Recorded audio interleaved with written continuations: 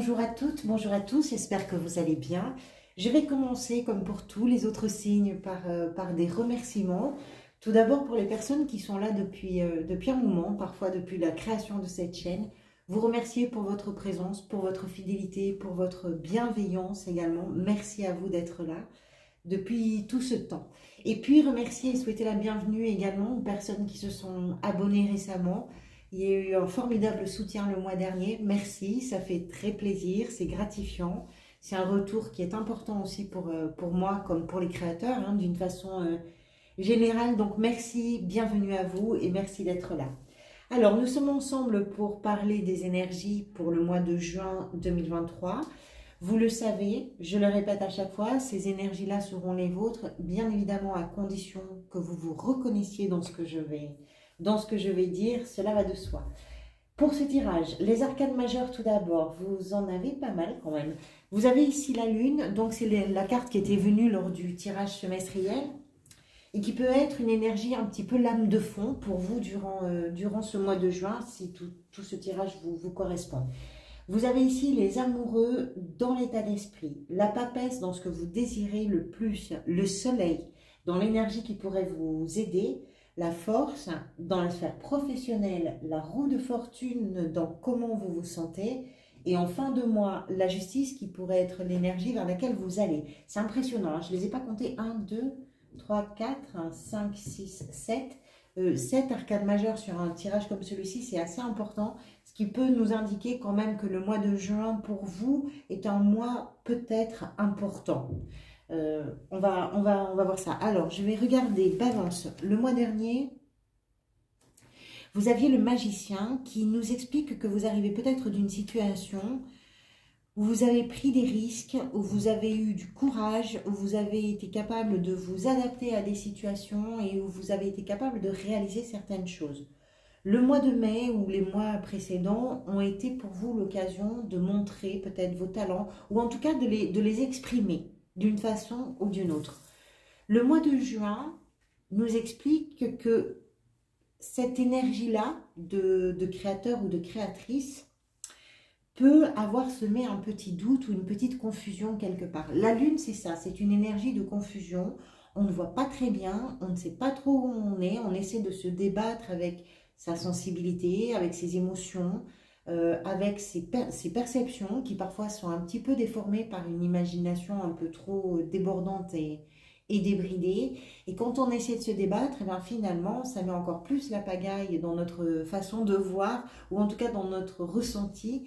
Et c'est un peu plus complexe d'y voir clair. Donc c'est une zone un peu de brouillard, ou un peu confuse, on va dire. Et le mois de juin peut être pour vous l'occasion justement de sortir de ce brouillard-là. Je vous dis d'en sortir parce que vous avez quand même la justice à la fin du mois. Donc, il peut être question pour vous de prendre au moins le temps aussi, parce que la lune peut représenter aussi un cycle lunaire, donc ça dure un mois pour éclaircir peut-être certaines zones qui sont pour l'instant dans un flou un peu artistique et qui peuvent déclencher aussi chez vous une sensibilité parfois un petit peu trop exacerbée, possible. Votre état d'esprit, vous avez les amoureux avec la 7 d'épée. On est dans l'état d'esprit, donc je vais partir du principe que la carte des amoureux ne représente pas forcément quelqu'un, mais ce que je vais vous dire peut être en lien pour vous avec une personne qui est chère à vos yeux ou qui est importante dans votre vie. Que ce soit une personne avec qui vous avez un lien d'amour, que ce soit une personne avec qui vous avez un lien amical, familial, peu importe, c'est quelqu'un, ça peut être en lien, ce que je vais vous dire, avec quelqu'un qui est particulièrement important dans votre vie. Les amoureux, ça va nous parler de toutes vos hésitations et de tous vos doutes. Quand on parle des zones d'ombre ici avec la lune, les amoureux, c'est savoir aussi faire la part des choses entre ce qui est bien et ce qui ne l'est pas, pour soi, entre ce que l'on veut et ce que l'on ne veut pas, ou plus d'ailleurs, entre ce qui nous paraît juste ou pas, et tout ce qui peut faire dualité à l'intérieur de son cœur, à l'intérieur de sa tête, pour permettre justement de prendre des bonnes décisions, pour permettre d'éclaircir un petit peu tout ça, de réharmoniser tout ça. Qui plus est, ces hésitations ou ces doutes ou ces incertitudes, parfois même ces paradoxes et les contradictions, sont accompagnés ici d'une 7 d'épée qui nous explique qu'il y a quelque chose, soit que vous n'arrivez peut-être pas à vous avouer, soit que vous n'arrivez pas à dire. Donc, votre état d'esprit, il est, quand on ne dit pas tout ou quand on ne sait pas tout, comment on fait pour rétablir une forme d'équilibre et d'unité? Comment on fait pour aller vers une réciprocité? Comment on fait pour s'entendre bien déjà avec soi-même, ce qui nous permettra aussi de nous entendre bien avec quelqu'un d'autre? Les choses vont s'améliorer ou s'éclaircir ou se trancher, je dirais, durant le mois. En attendant, c'est votre état d'esprit, avec des choses non dites, de votre côté peut-être. Peut-être par rapport à vous-même, peut-être à d'autres personnes, où vous ne dites pas forcément tout. Il peut y avoir des cachotteries. Ce n'est pas forcément des mensonges, même si la carte de la 7 d'épée est souvent associée à des notions de mensonges, etc. Mais on voit qu'il y a quelque chose qui n'est pas très franc. Qu'est-ce qui vous a peut-être amené vers ça? C'est la 5 de coupe. Alors pour certains et certaines, il y a des regrets, de la nostalgie, des remords, quelque chose qui vous retient un petit peu dans le passé. Et qui fait que tant que vous êtes retenu par ce lien émotionnel avec quelque chose peut-être qui chez vous fait que vous avez plutôt tendance à cultiver le « oh mon Dieu que c'est triste hein, »,« oh que ça me manque hein, »,« oh que j'aimerais revivre ces moments-là par exemple » ou cette chose-là. Comme vous cultivez un petit peu ça, forcément ça amène des doutes, forcément ça amène des paradoxes et des contradictions.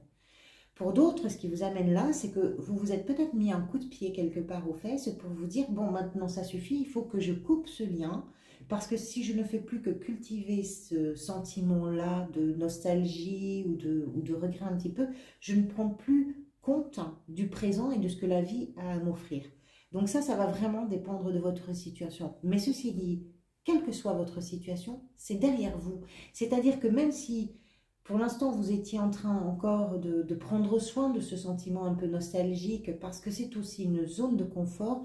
Je pense que vous prenez conscience, et c'est peut-être pour ça que c'est un peu flou pour vous aussi, vous prenez conscience que c'est pas en restant cramponné à ces émotions-là que vous allez pouvoir avancer.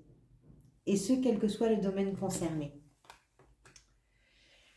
Ce que vous désirez, vous, qui va très bien d'ailleurs avec l'énergie qui vient vous aider, on va y venir, c'est l'énergie de la papesse. Vous avez des cartes, que ce soit la lune ici ou la papesse dans votre tirage, qui nous parlent d'une sensibilité assez particulière et un peu, je dirais,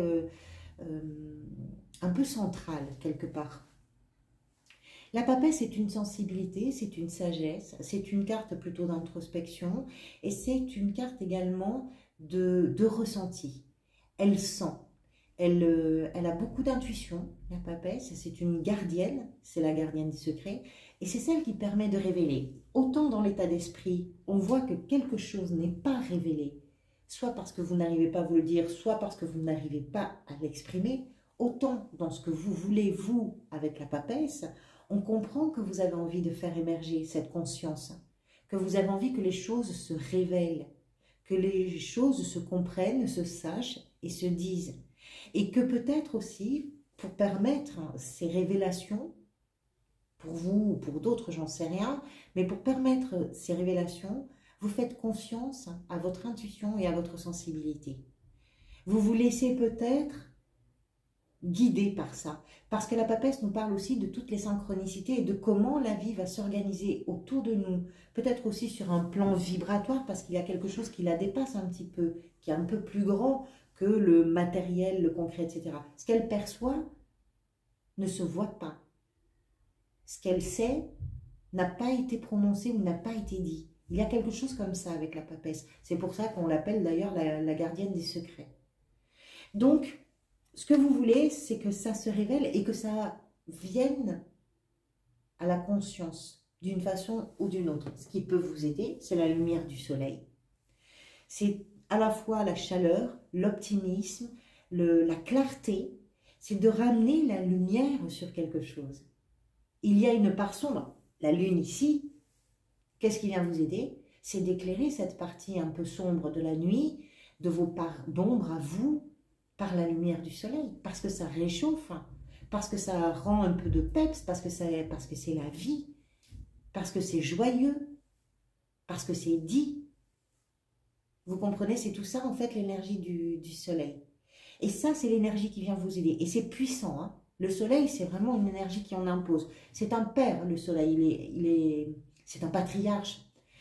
Alors, je disais tout à l'heure que c'est votre état d'esprit, c'est peut-être pas par rapport à une relation, mais ce qui vient vous aider peut faire référence à une figure patriarcale, à un père aussi, ou à une figure pour vous qui est une figure d'autorité. Ça peut être une mère ou une femme aussi, hein, de votre entourage. C'est vrai qu'il est associé au père, mais ça peut être aussi ça. Et ça vient vous aider. Votre défi est représenté ici par l'as d'épée, qui nous explique que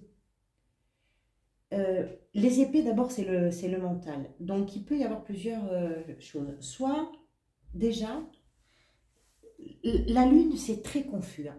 On ne comprend pas, on ne sait pas, on ne comprend pas, on ne voit pas. Qu'est-ce qui se passe, quoi?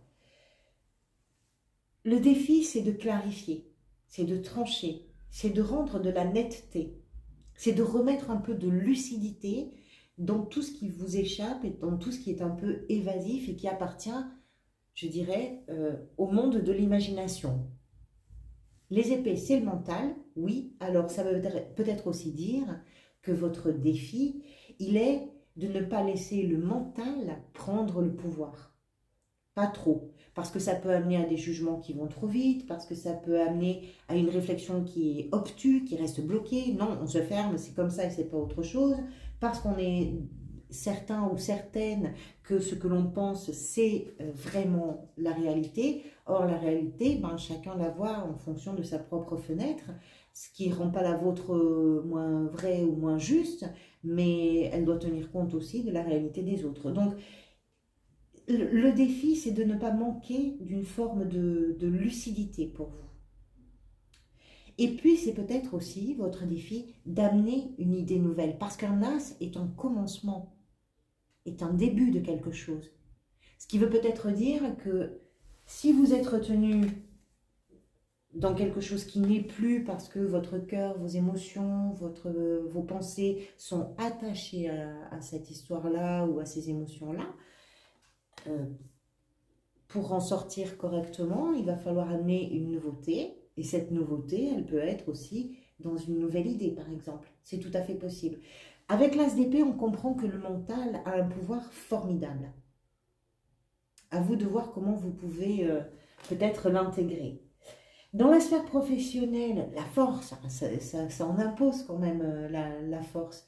La force qui nous explique d'abord que vous êtes sur une carte, sur une voie, on va dire peut-être de promotion, c'est beaucoup d'énergie, c'est beaucoup d'envie, c'est des idées, la force, c'est du courage aussi. C'est prendre son courage et y aller, que ce soit sur une recherche d'emploi, que ce soit par rapport à une activité dans laquelle vous exercez votre profession, peu importe. C'est aussi oser la force. On va dire les choses, on va dire nos ambitions, dire ce que l'on désire. Et puis, c'est aussi prendre la place du culot, de l'audace et agir en conséquence. C'est tout ça la force dans la sphère professionnelle.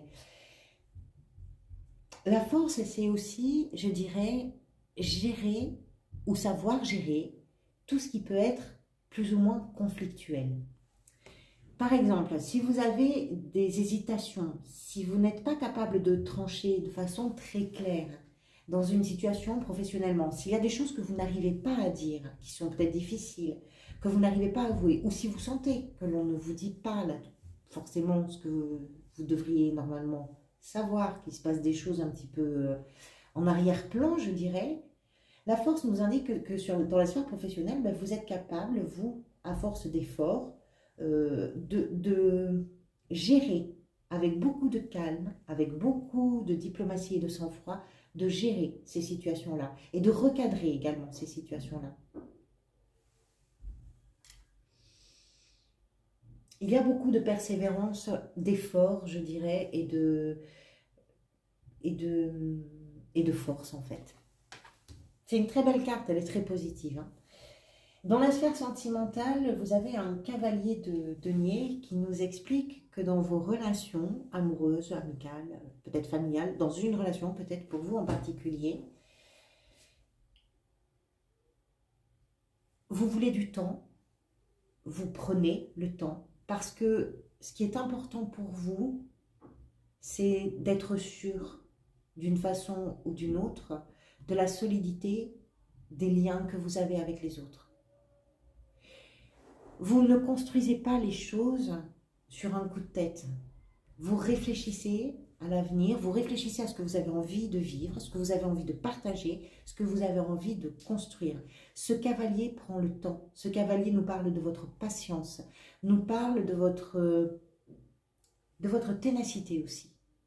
Parce que parfois, il faut beaucoup de patience pour que les projets communs, pour que les projets, ou simplement pour que les relations soient suffisamment solides pour qu'on considère qu'elles sont fiables, qu'elles sont rassurantes et qu'elles sont aussi réconfortantes. Du temps, de la patience, de la fiabilité. Vous êtes quelqu'un de très stable et de très sûr dans vos relations. Ce cavalier de denier peut également, pourquoi pas, représenter quelqu'un dans votre entourage, quelqu'un qui serait associé à un signe pardonnez-moi, de terre, c'est les taureaux, les vierges ou les capricornes, donc c'est possible, et quelqu'un qui a vraiment cette solidité, quelqu'un qui est capable de patienter, quelqu'un sur qui vous pouvez compter parce que c'est un cavalier qui est particulièrement fiable et sûr, c'est quelqu'un qui est très stable, c'est quelqu'un qui est digne de confiance, c'est quelqu'un qui n'est pas forcément dans le romantisme, mais qui est très engagé dans les relations. Alors soit c'est votre énergie à vous, vous êtes cette personne ressource, stable, fiable, sur qui on peut véritablement compter. Vous êtes peut-être dans ce questionnement aussi, c'est-à-dire comment vous pouvez vous engager dans vos relations pour avoir ce sentiment peut-être que les choses sont possibles ou sont sûres en tout cas. Il est routinier aussi. Ce qui vous convient peut-être bien là dans vos relations au mois de juin, c'est d'être dans une forme de routine, dans ce que vous connaissez. Et peut-être particulièrement si vous êtes un peu assailli par une sensibilité, par des doutes, des questionnements que vous ne maîtrisez pas complètement. Comment vous vous sentez? La roue de fortune nous explique que vous vous sentez dans une période de changement, puisque la roue qui porte le chiffre 10 nous parle d'une fin de chapitre et du début de quelque chose d'autre, que vous vous sentez peut-être aussi à un moment où, dans ces changements, dans cette transition, vous n'êtes pas forcément je dirais le maître ou la maîtresse du jeu, parce que la roue de fortune, c'est la vie qui se met en route et qui vous offre ces opportunités, qui vous ouvre des portes, qui vous enferme d'autres peut-être. Enfin, une roue de fortune, ça ne dépend pas de soi. Et vous sentez que quelque chose est en train de changer et que ces changements-là vous amènent véritablement vers une transition. La transition pourrait être pour vous de passer du flou de la lune par la clarté du soleil vers une justice, puisque c'est l'énergie que l'on retrouve à la fin du mois dans votre tirage, qui nous explique. Alors, la justice, c'est une énergie d'évolution, puisque c'est un processus, la justice. Donc, c'est vraiment après la réflexion, la considération, l'appréhension, la recherche, le questionnement, etc. Quelque chose qui vient se poser. Alors, ça peut être l'officialisation, bien évidemment, d'une situation, pourquoi pas. Que ce soit sur un plan professionnel, relationnel, ça peut être une signature officielle, administrative. Ça peut être un rééquilibrage dans toutes ces zones d'ombre où vous cherchez, vous, vraiment la lumière, la clarté, la parole, pour éclaircir les choses, pour les poser sur la table et que ce soit, une fois pour toutes, on fait abstraction du passé, ou en tout cas on se détache un petit peu du passé parce qu'on a des choses dans le présent à construire. Et ça peut être aussi cet équilibrage-là que vous ramenez, après les zones un peu, ouais, je ne sais pas trop, maintenant c'est clair. Ça vous rend justice également. Et ça vous permet à vous de pouvoir prendre de bonnes décisions. Entre l'as d'épée ici et la justice à la fin du mois, on sent que vraiment il y a des décisions. Il y a une capacité chez vous à poser des décisions. C'est possible aussi. On verra un petit peu pour le mois de juillet. Je vais travailler très bientôt sur les énergies du second semestre 2023. Donc, je vais vous proposer de nouvelles vidéos dans pas très longtemps. En attendant, je vous remercie pour vos engagements, pour vos j'aime, pour vos commentaires, pour vos partages et pour vos abonnements. Vraiment, de tout mon cœur. Merci beaucoup pour tout ça. Prenez soin de vous. Je vous dis à très bientôt.